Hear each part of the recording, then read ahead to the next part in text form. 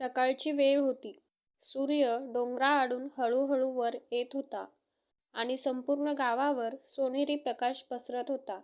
पक्ष्यांची किलबिलाट, गोठ्यातून येणाऱ्या गायींचा आवाज आणि मातीचा तो खास सुगंध. हे होतं सोनगाव. सोनगाव लहानसं पण मनाला आपलंसं वाटणारं गाव होतं. इथे प्रत्येकाला प्रत्येकाची ओळख होती. सुख दुःख सगळं मिळून साजरं केलं जायचं. या गावात राहायचा अर्जुन देशमुख. अर्जुन साधा सरळ पण मनाने खूप श्रीमंत होता. वडील लहानपणीच गेलेले. आई शांताबाई, कष्टाळूबाई, 2 एकर शेती, एक जुनं घर आणि आईचं हसतमुख एवढंच अर्जुनचं विश्व होतं. अर्जुन रोज सकाळी लवकर उठायचा. शेतात काम, आईला मदत आणि संध्याकाळी गावच्या वाचनालयात थोडा वेळ. त्याला शिक्षणाची खूप आवड होती, पण परिस्थितीमुळे पुढे शिकणं राहून गेलं. त्याच्या आयुष्यात सगळं शांत होतं, पण नियती काही वेगळंच लिहून बसली होती. त्या दिवशी गावात गडबड होती. आज सरपंचाच्या भावाची मुलगी शहरातून येणार आहे म्हणे. हो का? शहरात शिकलेली आहे म्हणे. गावात किती दिवस राहणार कोण जाणे. अर्जुनला या गप्पांमध्ये काहीच रस नव्हता. तो बैलांना पाणी पाजत होता. आणि तेव्हाच गावच्या वेशीवर एक जीप थांबली. त्या जीपमधून उतरली ती. साधा पिवळा ड्रेस, पंजाबी ड्रेस, केस मोकळे, चेहऱ्यावर हलकंसं हास्य. डोळ्यात एक वेगळीच चमक होती. जणू काही शहरांची स्वप्न आणि गावाची ओढ एकत्र मिसळलेली. ती होती साक्षी पाटील. शहरात वाढलेली पण मुळात गावचीच. शिक्षणासाठी पुण्यात गेलेली आणि आता काही दिवस सुट्टीसाठी गावात आलेली. साक्षी गाडीमधून उतरली आणि मातीला हात लावून कपाळाला लावला. हेच माझं गाव, ती स्वतःशीच पुटपुटली. हे दृश्य दुरून अर्जुन पाहत होता. क्षणभरासाठी त्याचं लक्ष बैलांकडून हटून तिच्याकडे गेलं आणि तो क्षणाचा जणू थांबून राहिला. साक्षी सरपंचाच्या घरी गेली. संध्याकाळ झाली तशी ती घराबाहेर फेरफटका मारायला निघाली. गाव पाहायचं होतं तिला. जुन्या आठवणी जुन्या जाग्या होत होत्या. शेताच्या वाट्यावरून चालताना अचानक तिचा पाय घसरला. अरे देवा! तितक्यात एक हात पुढे आला. सावध! तो अर्जुन होता. साक्षी सावरली. काही क्षण दोघीही गप्प. पहिली नजर, पहिली ओळख आणि हृदयात नकळत उमटलेली हलकीशी धडधड. थँक यू, साक्षी म्हणाली. काही नाही, वाट जरा निसरडी आहे, अर्जुन हसत म्हणाला. त्या साध्या हसण्यात काहीतरी वेगळंच होतं. साक्षीला ते जाणवलं. तू इथलाच वाटतोस? हो, इथेच जन्म, इथेच आयुष्य. छान आहे. गाव फार सुंदर आहे. गाव नाही, माणसं सुंदर आहेत, अर्जुन नकळत म्हणाला. साक्षी हसली. त्या हसण्यात अर्जुन हरवून गेला. त्या दिवसानंतर भेटी वाढू लागल्या. कधी विहिरीजवळ, कधी मंदिरात, कधी संध्याकाळच्या गप्पा वाढत गेल्या. ओळख खोल होत गेली. साक्षी शहरातली असूनही गावाच्या जीवनात रमू लागली. अर्जुन साधेपणात तिला एक वेगळीच सुरक्षितता वाटू लागली. पण अर्जुनच्या मनात भीती होती. ती शहरातली आई, शिकलेली आहे. आपण फक्त शेतकरी. हे नातं पुढे जाऊ शकतं का? आणि साक्षीच्या मनातही प्रश्न होते. हा माणूस इतका आपला का वाटतो? हे फक्त ओढ आहे की काहीतरी जास्त?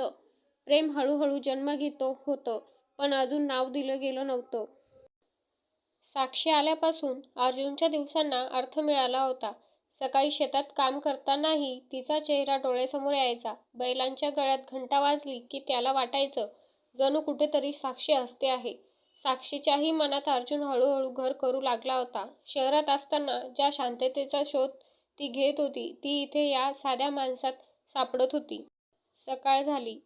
साक्षी विहिरीवर पाणी भरायला आली होती. हातात तांब्या, कपाळावर हलकंसं कुंकू. गावच्या बायका तिच्याकडे कुतूहलाने पाहत होत्या. शहरातली असूनही छान वागते हो ही. हो ग, फारच साधी आहे. अर्जुन लांबूनच हे सगळं पाहत होता. तिला मदत करायला जायचं होतं, पण काहीतरी अडवत होतं. तेव्हाच साक्षीच्या हातातून तांब्या निसटला. अरे! क्षणात अर्जुन पुढे आला. मी काढतो. दोघांचे हात विहिरीच्या कडेला एकाच वेळी स्पर्श झाले. तो स्पर्श क्षणभरासाठी दोघेही गप्प. हृदयाची धडधड दोघांनाही ऐकू येत होती. तू रोज सगळ्यांची मदत करतोस का? साक्षी हसत म्हणाली. नाही, फक्त ज्यांना गरज असते त्यांची. मग मला गरज होती म्हणून? हो, अर्जुन थोडा गोंधळून म्हणाला. साक्षी काही बोलली नाही, पण तिच्या चेहऱ्यावरचं हसू अधिकच गडद झालं. दिवस जात होते. दोघांची भेट आता मुद्दाम होऊ लागल्या. संध्याकाळी मंदिरात आरती, मग थोडा फेरफटका आणि शेवटी गावच्या वडाच्या झाडाखाली बसून गप्पा. अर्जुन, तुला कधी गाव सोडून जायचं वाटत नाही का? साक्षीने एकदा विचारलं. वाटतं, पण आई, ही माती सगळं सोडून कसं जाऊ? तू खूप वेगळा आहेस. वेगळा? हो, आजकाल असे लोक क्वचितच भेटतात. अर्जुन गप्प झाला. त्याच्या मनात एकच प्रश्न घोळत होता. ती इतकं बोलते, पण याचा अर्थ काय? गावात मात्र कुजबूज सुरू झाली होती. अर्जुन आणि साक्षी रोज एकत्र दिसतात. काहीतरी चालू असावं. सरपंचाच्या घरात ही गोष्ट कळली तर अर्जुनला या गोष्टी कळत होत्या. त्याच्या मनात भीती वाढत होती. ती शहरात परत गेली तर हे सगळे इथंच संपणार का? आणि ती बातमी आली. एका संध्याकाळी साक्षी शांत गेली होती. काय झालं? अर्जुनने विचारलं. उद्या पुण्याला जायचं आहे. काय? अर्जुनच्या तोंडून शब्द निघाला. फक्त काही दिवसांसाठी. कॉलेजचं काम आहे हो. अर्जुनने मान हलवली. पण त्यांचं मन तुटलं होतं. त्या रात्री त्याला झोप लागली नाही. आता नाही बोललो तर कधीच नाही. ती गेली तर. दुसऱ्या दिवशी सकाळी साक्षी बसस्टॉपकडे निघाली होती. अर्जुन दूर उभा होता. मनात वादळ सुरू होतं. बोल, नको बोलू. बस आली. साक्षी चढायला पुढे झाली. साक्षी, तो आवाज. ती वळली. अर्जुन दापा टाकत तिच्यापर्यंत आला.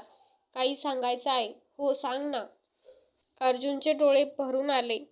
मला माहीत नाही हे बरोबर आहे की नाही, पण तू आलीस ना, तेव्हापासून माझं आयुष्य बदललं आहे. तू हसलीस की सगळं ठीक वाटतं. तू नसेल तर काहीतरी कमी वाटते.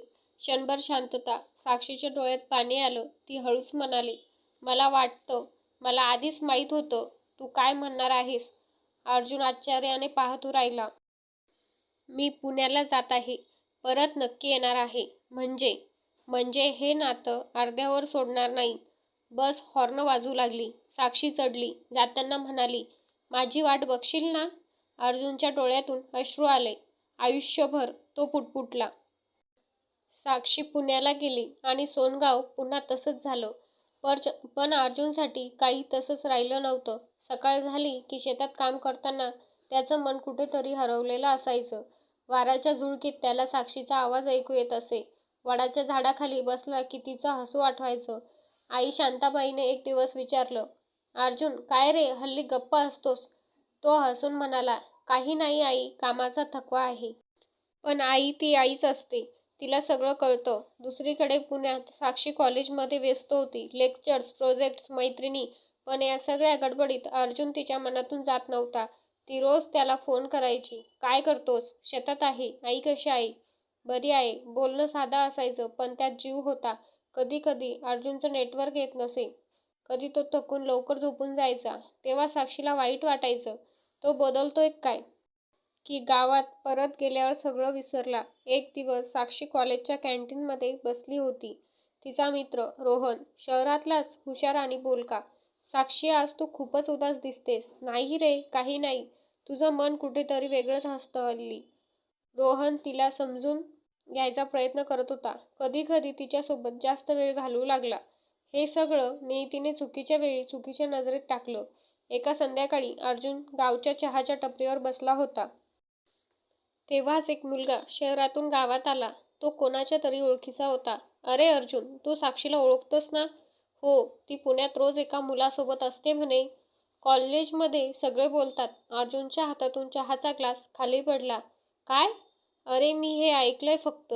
खरं खोटं माहीत नाही, पण ऐकलेले शब्द मनावर खोलवर रुतून बसले. त्या रात्री अर्जुन झोपलाच नाही. ती मला फक्त गावात असताना जवळची वाटली का? तिला कुणी दुसराच मिळाला का? शहरात साक्षीने फोन केला. हॅलो अर्जुन. काय झालंय? आवाज वेगळा वाटतोय. काही नाही. अर्जुन, तू माझ्याशी नीट बोलत नाहीयेस. तुला वेळ आहे का माझ्यासाठी? क्षणभर शांतता. साक्षीच्या डोळ्यात पाणी आलं. अर्जुन, असं अचानक काय बदललं? काही बदललेलं नाही. खोटं बोलू नकोस. अर्जुनचा संयम तुटला. पुण्यात तू काय करतेस, कुणासोबत असतेस, हे मला सगळं कळतं. साक्षी हादरली. काय? कोण काय बोलतंय तुला? गावात बातम्या येतात आणि तू त्यावर विश्वास ठेवतोस. तिचा आवाज थरथरत होता. अर्जुन, मी तुझ्याशी प्रामाणिक आहे. मग मला असं का वाटतंय की मी तुझ्या आयुष्यात उरलेलो नाही? असं वाटतंय कारण तू ऐकून घेत नाहीयेस. फोन कट झाला. त्या दिवसानंतर दोघांमध्ये अंतर वाढलं. फोन कमी झाले. मेसेज अनुत्तरित राहू लागले. गावात अर्जुन एकटाच झाला. शहरात साक्षीचं मन तुटलं. पण दोघांचं प्रेम अजून जिवंत होतं. फक्त गैरसमजाच्या धुराआड लपलेलं. एक दिवस शांताबाई अर्जुनजवळ बसली. अर्जुन, प्रेम असेल ना, तर त्यावर विश्वासही हवा. अर्जुन काहीच बोलला नाही. पण त्या शब्दांनी त्याच्या मनात वादळ उठवलं. आपण चूक करतोय का? साक्षी खरंच अशी असेल का? आणि तेव्हाच गावात बातमी पसरली. साक्षी परत येणार होती. ही बातमी ऐकल्यापासून अर्जुन अस्वस्थ होता. मनात हजार प्रश्न. राग, प्रेम, वेदना सगळं एकत्र. तिला पाहिल्यावर काय बोलायचं? काहीच बोलायचं नाही. बस गावात शिरली. साक्षी उतरली. तेच गाव, तीच माती. पण तिच्या चेहऱ्यावरची चमक हरवलेली होती. ती सरपंचाच्या घरी न जाता थेट मंदिराकडे निघाली. कारण तिला माहीत होतं अर्जुन तिथे येईल. आणि तो आला. दुरून दोघांची नजर एकमेकांवर पडली. क्षणभरासाठी वेळ थांबला. काय काम होतं तुला माझ्याशी? अर्जुन कठोर आवाजात म्हणाला. साक्षी चकित झाली. अर्जुन, इतका परका कधी झालास? परका? मी तुझ्या आयुष्यात होतोच कुठे? ते शब्द साक्षीच्या हृदयावर घाव बसल्यासारखे वाटले. तू माझ्यावर विश्वास ठेवला नाहीस. मला जे दिसलं, जे ऐकू आलं त्यावर ठेवला. आणि माझं काय? माझ्या प्रेमाचं? साक्षीचे डोळे भरून आले. रोहन माझा मित्र आहे. फक्त मित्र. शहरात सगळे मित्र असेच असतात का? हो. आणि तिथे प्रत्येक स्पर्शाला अर्थ लावला जात नाही. अर्जुन गप्प झाला. पण त्याचा अहंकार अजूनही शांत नव्हता. मग फोन का टाळायचेस? कारण तू बदललास. मी बोलायचा प्रयत्न केला, पण तू ऐकायचाच नाहीस. तिचा आवाज फुटला. त्या क्षणी शांताबाई मंदिरात आली. सगळं ऐकत होती. ती अर्जुनजवळ आली. अर्जुन, प्रेम म्हणजे शंका नाही रे. आई तू तिला ओळखतस? तुझ्या मनात प्रश्न होते, पण उत्तर ऐकायचं धाडस नव्हतं. साक्षी शांत उभी होती. डोळ्यात अश्रू, पण चेहऱ्यावर आत्मसन्मान. मी तुला काही सिद्ध करायला आलेली नाही. मी फक्त सत्य सांगायला आले आहे. तुला विश्वास ठेवायचा असेल तर ठेव. नसेल तर मी परत जाते. हे ऐकून अर्जुनचं काळीज थरथरलं. ती जात आहे. खरंच जात आहे. अचानक अर्जुन पुढे आला. थांब साक्षी. तो आवाज थरथरत होता. मी चुकलो. मी तुझ्यावर नाही, माझ्या भीतीवर विश्वास ठेवला. तो गुडघ्यावर बसला नाही, पण त्याचा अभिमान तुटला होता. माझं जग लहान आहे, म्हणून कदाचित तुझं जग समजून घेऊ शकलो नाही. पण माझं प्रेम खरं आहे. साक्षीने त्याच्याकडे पाहिलं. प्रेम खरं असेल तर विश्वासही खराच हवा. क्षणभर शांतता. वाऱ्याने मंदिरातल्या घंट्या हलवल्या. अर्जुनने तिचा हात धरला. मला एक संधी देशील? संधी नाही अर्जुन, विश्वास. साक्षीच्या ओठांवर हलकंसं हास्य आलं. ती म्हणाली, मी अजूनही तुझी वाट पाहते आहे. अर्जुनच्या डोळ्यात अश्रू आले. मी तुला कधीच एकटं सोडणार नाही. पण अजून एक अडथळा बाकी होता. साक्षीचे वडील. त्यांना या नात्याबद्दल कळलं होतं आणि त्यांनी स्पष्ट सांगितलं होतं. हा विषय इथेच संपव. साक्षीसमोर कठीण निर्णय उभा होता. प्रेम की कुटुंब? त्यांना अर्जुन आणि साक्षीबद्दल सगळं कळलं होतं. साक्षी, हे नातं शक्य नाही. तो शेतकरी आहे. तुझं शिक्षण, तुझं भविष्य वेगळं आहे. साक्षी शांतपणे उभी होती. बाबा, भविष्य माणसामुळे सुंदर होतं, पैशामुळे नाही. तुला काय कळतं आयुष्य? कळतं बाबा, कारण पहिल्यांदा स्वतःसाठी उभं राहायचं आहे. त्या शब्दांनी पाटील साहेब क्षणभर थांबले. दुसरीकडे अर्जुनला कळलं होतं की फक्त प्रेम पुरेसं नाही, स्वतःला सिद्ध करावं लागतं. तो सरळ पाटील साहेबांकडे गेला. डोळ्यात आत्मविश्वास, हात जोडलेले. साहेब, मी श्रीमंत नाही, पण मेहनती आहे. माझ्याकडे मोठी स्वप्न नाहीत, पण जे आहे ते साक्षीला आयुष्यभर सांभाळण्याची ताकद आहे. पाटील साहेब शांतपणे ऐकत होते. तू मला काय देऊ शकतोस? सन्मान, सुरक्षितता आणि निखळ प्रेम. पैसे कमी पडले तर मी अधिक कष्ट करीन. आणि आयुष्य कठीण झालं तर? तिचा हात कधीच सोडणार नाही. तो आवाज थरथरत होता, पण शब्द खरे होते. शांताबाई पुढे आल्या. साहेब, मी गरीब आहे, पण माझ्या मुलांचं हृदय सोन्यासारखं आहे. मुलगी तुमची आहे, पण आयुष्य दोघांचं आहे. त्या क्षणी पाटील साहेबांच्या डोळ्यात पाणी आलं. त्यांनी स्वतःचं तरुणपण आठवलं. तेही कधी काळी प्रेमासाठी लढले होते. काही क्षणांच्या शांततेनंतर पाटील साहेब म्हणाले, अर्जुन, जर तू माझ्या मुलीला आयुष्यभर हसवशील तर मला कोणताही आक्षेप नाही. साक्षीच्या डोळ्यात आनंदाश्रू आले. बाबा. ती धावत जाऊन त्यांना मिठी मारली. अर्जुन अवाक झाला. देवावरचा विश्वास आज खरा ठरला होता. लग्नाचा दिवस आला. संपूर्ण सोनगाव सजलं होतं. ढोल ताशा, फुलांची आरास आणि प्रत्येक चेहऱ्यावर आनंद. साक्षी लाल साडीमध्ये अप्रतिम दिसत होती. अर्जुन साध्या पण रुबाबदार वेशात. लग्नाच्या वेळी अर्जुन तिच्या कानात हळूच म्हटलं, आजपासून तुझ्या प्रत्येक अश्रूला माझं नाव असेल आणि प्रत्येक हसण्याला माझं कारण. साक्षी हसली आणि माझं प्रत्येक स्वप्न आता आपलं आहे. मंगलाष्टकांचा आवाज आसमंतात घुमला.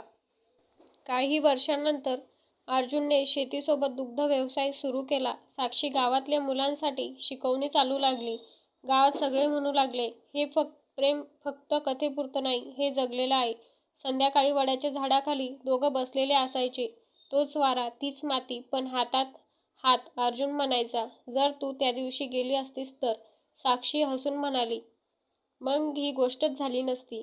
कथा इथेच संपते, पण त्यांचे प्रेम आयुष्यभर सुरू राहतं. मंडळी, कथा आवडली असल्यास चॅनलला लाईक, शेअर, सबस्क्राईब नक्की करा. धन्यवाद.